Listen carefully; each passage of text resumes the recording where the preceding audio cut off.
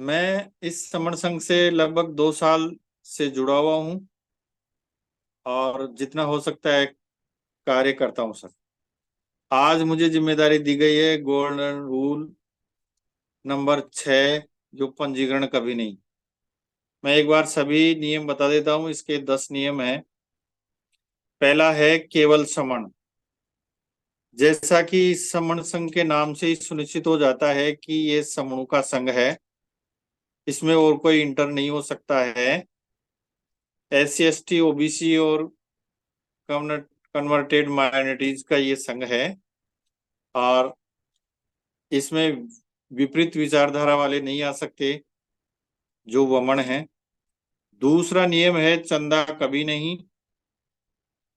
चंदा समूह की परंपरा या कभी नहीं रही है, यानी मांगना समूह का काम नहीं रहा है। मांग कर खाना, याचना करना, याचक कभी कथा कहानी कहावत में जिक्र नहीं है। पिछले इतिहास में देखे तो हमारा मांगने का कभी भी इतिहास नहीं रहा, हमारा केवल देने का इतिहास रहा है। तीसरा नियम है जाति अभ्यास कभी नहीं। ये जब हम शुरू में समणी थे, जब बिखरे तो जातियों में बट गए, और वैसे जाति का कहीं भी कोई उल्लेख मिलता नहीं है। किसने बनाई, कब बनी, ऐसा कुछ इतिहास नहीं है। तो मानने में आता है कि ये एक हवा हवाई है, मतलब मानसिक बीमारी है। और इस कारण से ही हम देख रहे हैं आज के परिप्रेक्ष्य में बहुत ज्यादा जाति के आधार पर प्रताड़ित किया जा रहा है। ये हम सबको पता है। चौथा नियम है केवल संघवाद। ये जैसा कि हमारा संघ है, इसमें संघवाद चलता है, कोई व्यक्तिगत निर्णय नहीं होता है। व्यक्तिवाद नहीं है इसमें कहीं भी। किसी व्यक्ति विशेष की नहीं चलती है, पूरे संघ की एक साथ बात होती है। पद प्रतिष्ठा, पांचवा नियम है पद प्रतिष्ठा मंच माला कभी नहीं। ये सबसे मोटी बीमारी लगती है मुझे इकट्ठा होने में। और संगठन बने हुए इसी के कारण है। जैसे हम 29 लाख संगठनों में बटे हुए हैं, एक तरह से ये एक VIP कल्चर है। अपने आप को व्यक्तिगत रूप से आगे बढ़ाने का एक सिस्टम है, ये भी कह सकते हैं तो भी अतिशयोक्ति नहीं होगी। तो आगे का है पंजीकरण कभी नहीं, जिसपे अपन विस्तृत चर्चा करेंगे। छठा नियम है ये। सातवां नियम है संघादि से सबसे ऊपर। जो भी ये हमारे 10 नियम बनाए गए हैं, या जो भी और संघ को चलाने के लिए या कार्य करने के लिए नियम बनाए जाते हैं, वो संघादि शेष होते हैं। वो संघ हाउस लगता है संघ का, जैसे कि 1 तारीख को उसके अंदर जो एक निर्धारित अपना बहुमत है उसके अंदर पास किए जाते हैं, वो फिर संघ का आदेश हो जाते हैं। चाहे वो नियम कोई भी लेके आता है, लेकिन वो कुछ निर्धारित जैसे 75% ऐसा कुछ है उसमें पास हो जाते हैं, तो वो पूरा संघ का नियम हो जाता है। उसी को संघाधिदेश कहते हैं। संघ राजनीति में कभी नहीं जाएगा। अभी ये सवाल बहुत सारे लोगों को ऐसा लगता है कि बिना राजनीति कैसे काम होगा, लेकिन दूसरी तरफ सोचें तो राजनीति सब कामों को बिगाड़ती है। और जैसा कि आज के परिप्रेक्ष्य में हम देख ही रहे हैं, राजनीति कोई राजनीति में कोई विषय चला जाता है तो वो बिगड़ के निकलता है, सही होता नहीं है। लेकिन हमें ये सोचना होगा कि राजनीति आएगी कहाँ से। जो काम हम कर रहे हैं सामाजिक एकजुटता का, जब तक हम सामाजिक एकजुटता नहीं करेंगे तो राजनीति आएगी नहीं। जैसे ऊपर कट में डायरेक्ट ही राजनीति में आते हैं, वो बस कुछ समय के लिए या पार्टी के गुलाम बन के रह जाते हैं, जो भी हमारे को देखने में आता है। अगला नियम है संघ घातक की संघ में वापसी कभी नहीं। अब जो उस व्यक्ति संघ में जुड़ता है और अपनी बातें बाहर बताता है, फूट डालने का काम करता है, पहले ही अपन बिखरे हुए हैं, तो ऐसा अगर देखा जाता है तो संघ में ही उसका फैसला होता है और संघ के निर्णय के अनुसार उसको पनिशमेंट दिया जाता है। तो ये है संघ में उसकी वापसी। संघ कैसे निकालेगा, कितने बहुमत से निकालेगा, क्या सजा देगा, ये संघ ही निर्णय करता है। और 10वां हमारा नियम है संघ विनय का आधार है। ये न कभी बदले जाएंगे न खत्म किए जाएंगे। और न कभी अमान्य किए जाएंगे। मतलब ये इन 9 नियमों के ऊपर एक तरह से केप है, सुरक्षा गार्ड है, कि ये कभी बदले नहीं जाएंगे, क्योंकि समय के अनुसार कुछ ना कुछ बदलाव होता है, तो इसके ऊपर केप लगा दी गई है कि ये कभी बदले नहीं जाएंगे। अब आज हम विस्तृत चर्चा, जैसा कि मेरे को जिम्मेदारी दी गई है, पंजीकरण कभी नहीं। पंजीकरण का मतलब होता है रजिस्ट्रेशन। रजिस्ट्रेशन किसी की संपत्ति या व्यक्तिगत कुछ होता है, उसके लिए किया जाता है। पुराने समय में दो व्यवस्थाएं थी, संघवाद और राजावाद। गण व्यवस्था को संघ व्यवस्था कहते थे।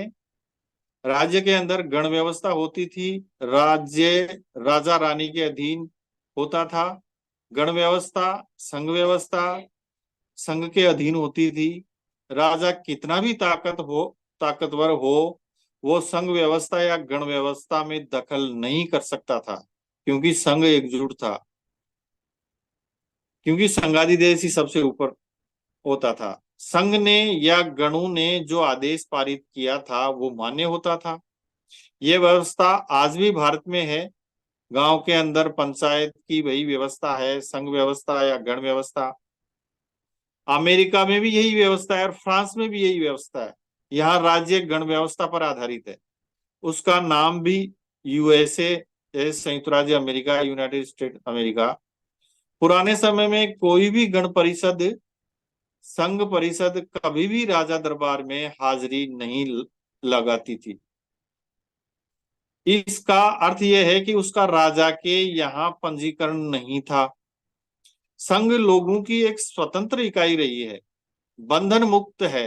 वो किसी के प्रेशर में काम नहीं करती है, अपने आप में स्वयंभू है, सर्वशक्तिमान है संघ। लोग अपने संगठनों का, संस्थाओं का पंजीकरण क्यों करवाते हैं? ये सवाल साधारण सा जवाब रखता है कि पंजीकरण में संगठन, संस्था, बंधे बंधाए नियम बनाने पड़ते हैं। संगठन, संस्था के मालिकों के नाम देने पड़ते हैं, और सरकार से उसका प्रमाण पत्र मिलता है कि इस संस्था का, इस संगठन का ये व्यक्ति मालिक है, ये इसकी कार्यकारिणी है, ये इसका प्रोग्राम है। यानी मालिकाना सर्टिफिकेट लेने के लिए पंजीकरण करवाना आवश्यक होता है। तो यहाँ तो कोई माल खजाना है नहीं जिसका पंजीकरण करवाना जरूरी है। यहाँ जैसे पंजीकरण किस किस का होता है, घर का पंजीकरण, कार का पंजीकरण, व्यक्ति का पंजीकरण, जिस चीज का मालिकाना हक चाहिए उसका पंजीकरण होता है। सभी लोगों का पंजीकरण होता है। सभी शपथ लेकर पंजीकरण पुस्तिका में नाम दर्ज करवा कर अपना हस्ताक्षर करते हैं, मतलब अपनी खुद की चलाने का कार्यक्रम है।